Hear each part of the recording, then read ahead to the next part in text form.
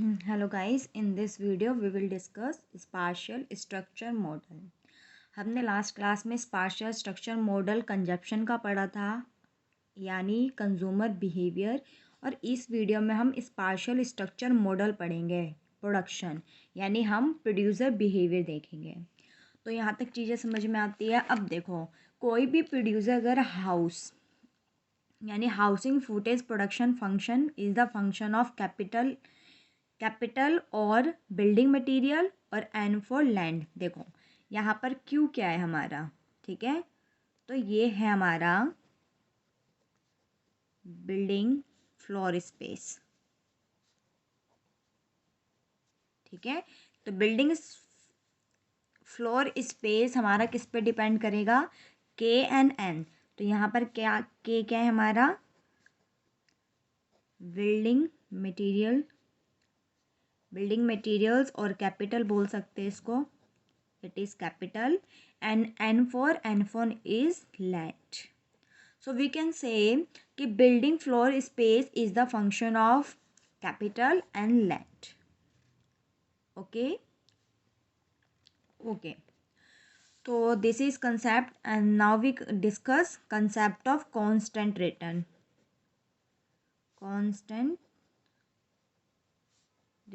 to scale. As in previous class we will discuss what is constant return to scale. It is when we multiply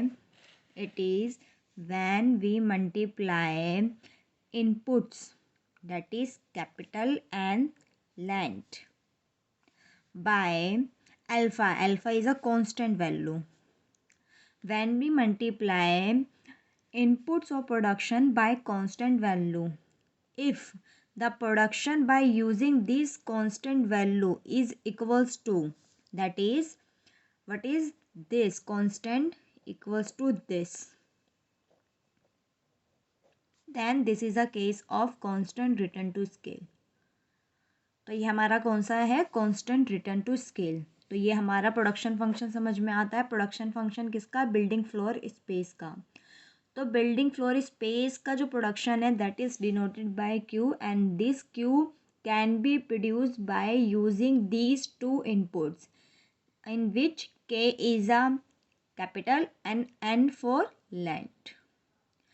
If we want to increase the production of quantity, that is building floor space, then we can increase either capital, that is building material, or N land. तो ये चीज़ समझ में आती है।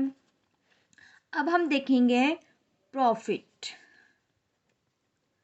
क्या, profit, that is denoted by this, profit of producer.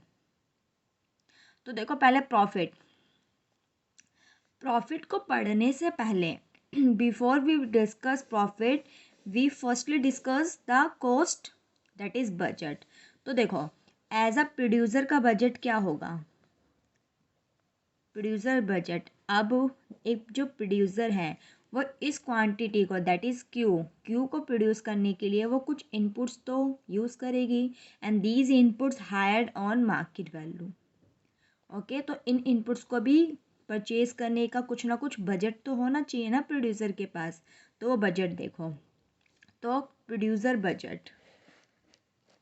तो देखो हमें क्या खरीदना है, capital and N, that is a capital and land.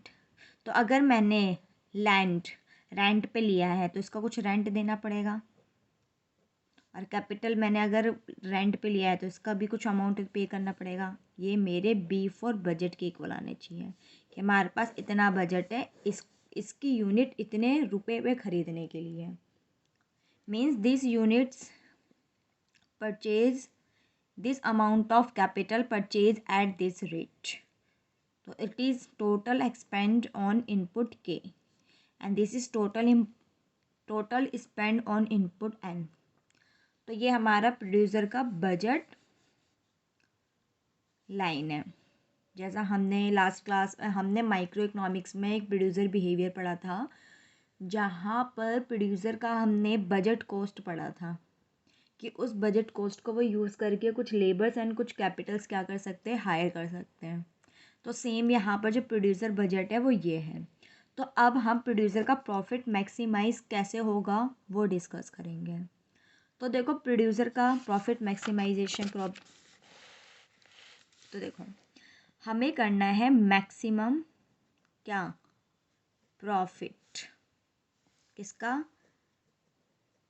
Bye using this inputs, ये इक्वल्स टू होगा हमारा पी क्यू यानी profit quantity capital and labour subject to budget constraint that is I के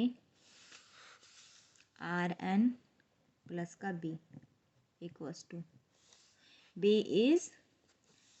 is budget, I is the rent of capital और R is the rent of land. ठीक है, अब देखो सेटिंग लैंग्वेज,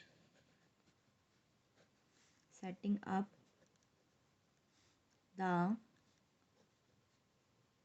लैग्रेंजियन,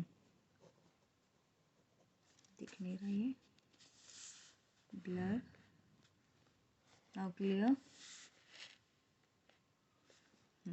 तो देखो L ये हमारा प्रोडक्शन फंक्शन,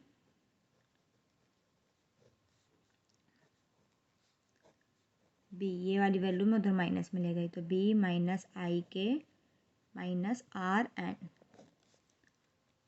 अब हम इसका करेंगे डेरिवेटिव, तो इसका हम करेंगे डेरिवेटिव एल का derivative with respect to capital.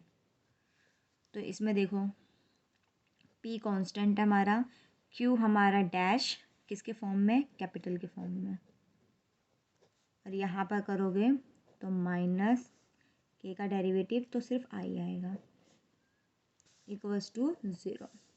Same as for N, P Q N,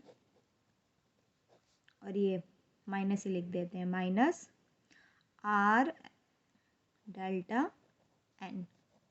और अगर मैं करती हूँ इसके फॉर्म में तो हमारा ये वन हो जाएगा, बाकी एज इट इज़, और ये कांस्टेंट है तो ज़ीरो, तो ये हो जाएगा। तो ये चीज़ें समझ में आती हैं। तो देखो यानी जो प्रोड्यूसर है, प्रोड्यूसर का iso quant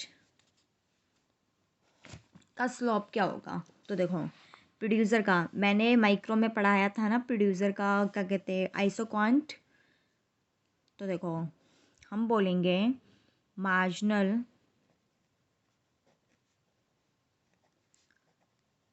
product that is MP of the two choices, that is capital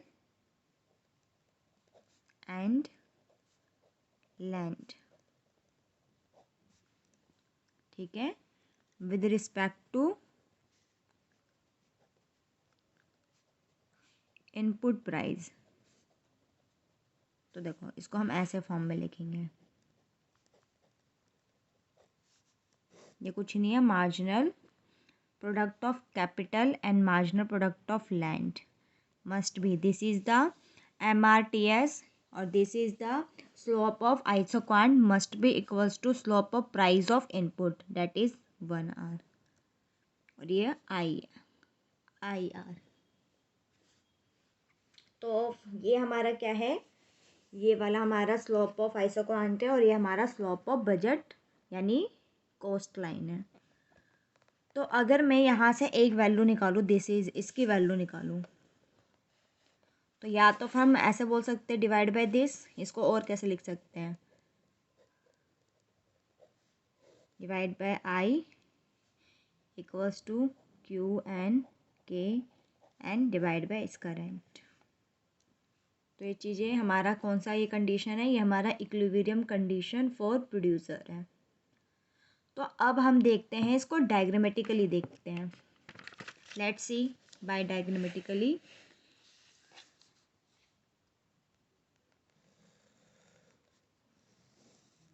You know budget constraint this and here and that is land and at this that is capital, that is K। This is isoquant,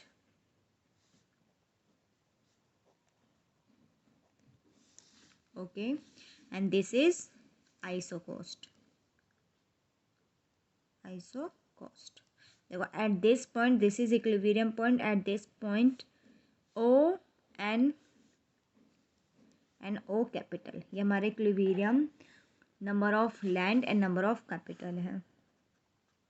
ठीक है, देखो यहाँ का slope, यहाँ का intersect आएगा B bye are और यहाँ का इंटरसेक्ट आएगा बी बाय आई। बजट का स्लोप क्या है? Isocost slope, that is minus R by ये, ठीक है। और इसका स्लोप क्या है? इसका स्लोप, तो इसका स्लोप है यानी डेरिवेटिव ऑफ एन, यानी एट इक्विलिब्रियम पॉइंट हम बोल सकते हैं at equilibrium point slope of isocost line must be equals to slope of isoquant, that is isocost line की क्या है? माइनस दिस, यानी माइनस आर बाय आई, और इसका है माइनस, डेरिवेटिव नहीं लिखेंगे हम, इसको लिखेंगे, हाँ लिख भी सकते हो,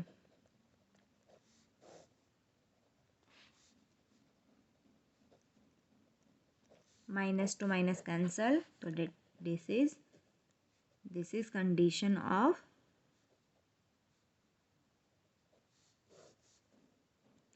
इक्विलिब्रियम पॉइंट फॉर प्रोड्यूसर।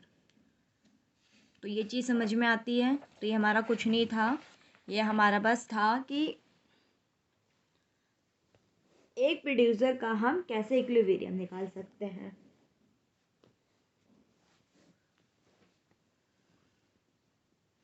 तो यहाँ तक चीज़ें क्लियर हैं?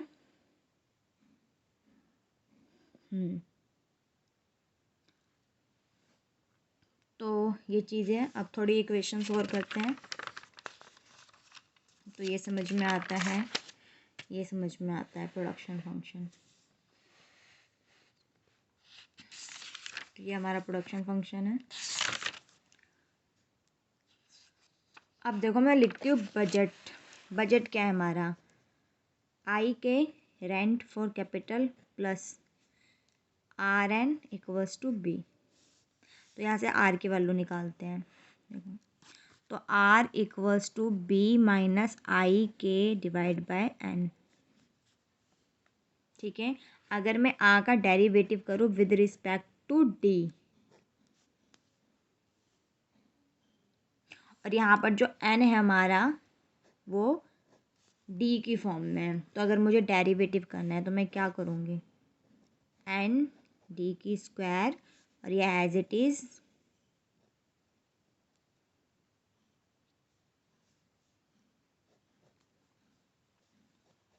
ये तो कांस्टेंट है, तो ये क्या होगा हमारा? Less than zero. और जब हम इसका डबल डेरिवेटिव करेंगे, यानी आर डबल डेरिवेटिव है ना, यानी D R D D double derivative करेंगे, डी स्क्वायर ये स्क्वायर डबल डेरिवेटिव, और इसको हम ऐसे लिख सकते हैं डी आर का derivative with respect to D. तो अगर हम इसका डबल डेरिवेटिव करेंगे तो आएगा B minus I K two N dash D square minus N double derivative with respect to D and N D, ठीक है, और डिवाइड बाय एन डी की स्क्वायर। और दिस इज़, इसके नीचे लिख रही हूँ तो स्पेस नहीं है, तो this is greater than zero. Means first derivative क्या होगा हमारा? नेगेटिव आएगा, और सेकंड डेरिवेटिव क्या आएगा हमारा? Positive, that is greater than zero. तो ये हमारा क्या है? ये हमारा प्रोडक्शन का टॉपिक फिनिश हो गया है। तो यहाँ तक बात समझ में आती है? तो ये था हमारा तो यहाँ तक चीज़ें हमें क्लियर हो गई। हम्म